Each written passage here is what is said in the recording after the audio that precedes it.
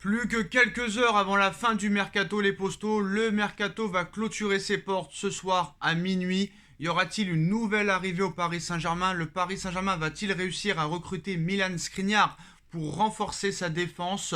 Le Paris Saint-Germain se bat pour Milan Skriniar. L'Inter de Milan ne lâche pas. Y aura-t-il une arrivée surprise? Un départ surprise, les postos? Tout est possible d'ici minuit. Restez branchés, écoutez la vidéo jusqu'à la fin, accrochez vos ceintures, asseyez-vous dans votre fauteuil, allongez-vous sur votre lit, les postos. Vidéo complètement incroyable. Alors déjà, l'entente entre Antero Henrique et Luis Campos n'est pas la plus cordiale. Nasser Al-Khelaifi s'est emparé du dossier Milan Skriniar. L'Inter campe sur ses positions, mais le Paris Saint-Germain reste étonnamment confiant dans ce dossier. La piste d'Issassi mis en sommeil face aux demandes de l'ASM. Alors il n'y a aucun lien entre l'intérêt de l'Inter pour Acerbi et un éventuel départ de Skriniar au Paris Saint-Germain. Je pense quand même que si. La position de l'Inter de Milan reste la même. Le club dit n'avoir aucune intention de laisser partir Milan Skriniar à moins de 80 millions d'euros. Tant que le Paris Saint-Germain ne proposera pas 80 millions d'euros, Skriniar ne quittera pas l'Inter de Milan. Mais bon, malheureusement, avec seulement Danilo, Mukiele, Kipembe, Marquinhos, Ramos, quand tu veux jouer en plus à 3 derrière, c'est un petit peu limite pour espérer aller loin en Ligue des Champions. Alors le Paris Saint-Germain va formuler une offre de près de 70 millions d'euros bonus inclus à l'Inter de Milan pour Milan Skriniar. Le Paris Saint-Germain et ses dirigeants pensent que cette offre peut satisfaire le club italien. Ce qu'il faut savoir, c'est que ce matin, le PSG a encore proposé une offre de 65 millions d'euros plus des bonus ce mercredi selon l'équipe. Package global de 65 millions d'euros refusé par l'Inter qui campe sur ses positions.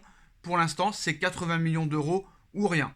Bref, Nasser Al-Khelaifi discute désormais personnellement et en direct avec le président de l'Inter, Steven Zhang, pour Milan Skriniar. Une nouvelle offre pourrait arriver en milieu de journée, mais Steven Zhang veut 80 millions d'euros. C'est clair, c'est net, c'est précis.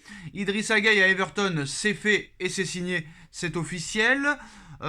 Visite médicale en cours pour Abdou Diallo avec le Red Bull Leipzig, prêt avec option d'achat de 25 millions d'euros, les postos. Donc on verra comment ça va évoluer pour Milan Skriniar. Mais l'information, la bombe de ces dernières minutes, les postos, elle nous vient de l'Angleterre. Complètement incroyable. Le Daily Mail lance une bombe étincelant en ce début de saison. Neymar aurait-il disputé son dernier match avec le Paris Saint-Germain hier soir face à Toulouse? Alors que le marché des transferts referme ses portes ce jeudi soir à minuit, le Daily Mail lâche une énorme bombe en assurant dans son édition du jour que l'attaquant du Paris Saint-Germain aurait été proposé à Chelsea. Alors en difficulté en ce début de saison, Chelsea voudrait s'offrir Neymar pour relever un petit peu le niveau de l'équipe de Thomas Tuchel qui était l'ancien entraîneur de Neymar. D'ailleurs, le nouveau propriétaire des Blues de Chelsea, Todd Boehly, grand fan de Neymar, en aurait fait sa grande priorité pour ces dernières heures de mercato. Après avoir déjà réussi à recruter Wesley Fofana pour 82 millions d'euros, Kalidou Koulibaly pour 42 millions d'euros ou Raheem Sterling, toujours selon le Daily Mail, en Espagne, les dirigeants aussi parisiens pourraient même accepter de laisser filer l'ancien milieu offensif du FC Barcelone en cas d'offre satisfaisante. Mais selon le média britannique, Luis Campos pourrait accepter de laisser filer Neymar en cas d'offre satisfaisante. Alors qu'est-ce que ça veut dire offre satisfaisante? On ne sait pas. Cependant, l'intérêt ne serait pas réciproque entre Neymar et Chelsea. Neymar ne compte pas bouger du Paris Saint-Germain. Voilà, c'est très clair.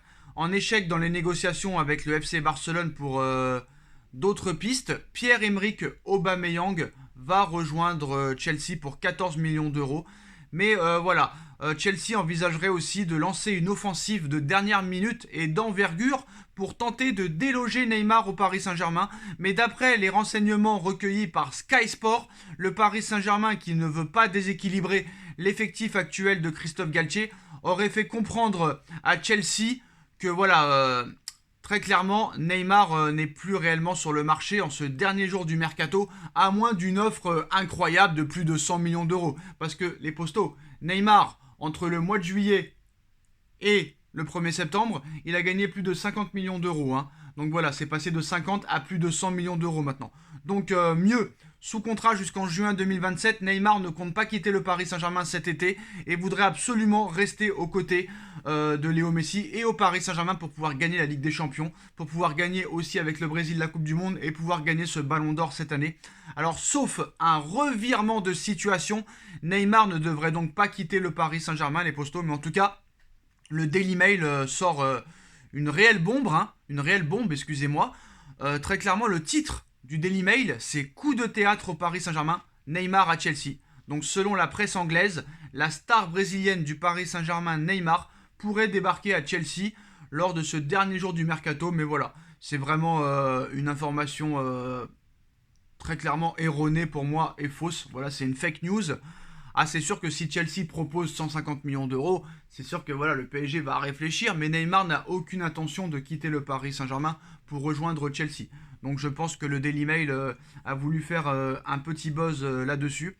Alors si jamais, hein, on en a parlé un peu plus tôt dans la journée, si jamais la piste Milan Skriniar ne venait pas à aboutir, le Paris Saint-Germain a d'autres pistes de dernière minute en défense centrale. On en a parlé, hein, Evan Ndika et aussi Soyuncu qui pourraient être des alternatives. Mais là aussi, ça va être des dossiers compliqués vu que voilà, il reste plus que quelques heures. C'est ça le problème. Il ne reste pas une semaine, il ne reste pas 5-4 jours.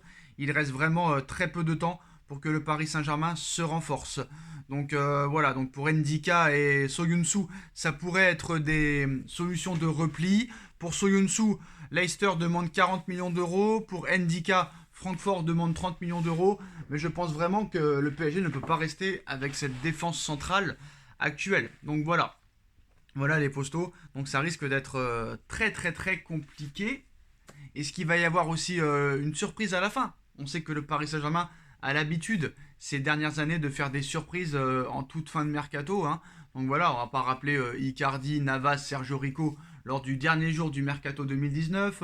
On vous rappelle Danilo Pereira, Moïse Kean et Florenzi le dernier jour du mercato 2020. On se rappelle de Nuno Mendes qui rejoint le Paris Saint-Germain dans les toutes fins de mercato. Rafinha qui rejoint aussi le Paris Saint-Germain en 2020 à la toute fin de mercato. Donc c'est possible que le Paris Saint-Germain sort peut-être une surprise qu'on n'attendait pas. Mais la priorité reste toujours Milan Skriniar. Mais à l'arrivée, les postos, voilà, ce dossier est très compliqué. Et tant que le Paris Saint-Germain n'ira pas à 80 millions d'euros, bah, l'Inter ne cédera pas. Voilà le problème, les postos. Donc voilà, on reviendra vers vous s'il y a d'autres informations dans les prochaines heures. Après le clash Enrique-Campos et que l'entente ne soit pas cordiale, ça ne m'étonne pas. Il faut pas mettre deux directeurs sportifs. Déjà avec un, c'est compliqué. Mais là, voilà, je pense que Enrique, il ne sert pas à grand-chose, très clairement. Après, certes, il doit rester à sa place. Si on lui dit « occupe-toi des ventes et pas des achats », occupe-toi des ventes et pas d'autre chose. Voilà, c'est clair. Parce que je pense quand même que c'est grâce à Enrique qu'on a vendu pour autant d'argent. Et en plus de ça, bah, Campos, c'est lui qui piste les joueurs et c'est Enrique qui négocie. Mais Galtier et Campos s'entendent très bien. Est-ce que Galtier et Campos s'entendent très bien avec Enrique? Non, pas réellement et pas vraiment. Donc voilà les postos, donc on espère que ça partira pas comme des clashs qu'il y a eu entre Leonardo et Tuchel, entre Leonardo et Pochettino, entre Ancelotti et Leonardo, entre Olivier Létang et Laurent Blanc, Kluivert et Emery. On espère que ça continuera pas comme ça les postos. Voilà, dites-moi en commentaire ce que vous en pensez. On like, on partage, on commente, on s'abonne et on se retrouve très vite pour une nouvelle vidéo. Tchuss.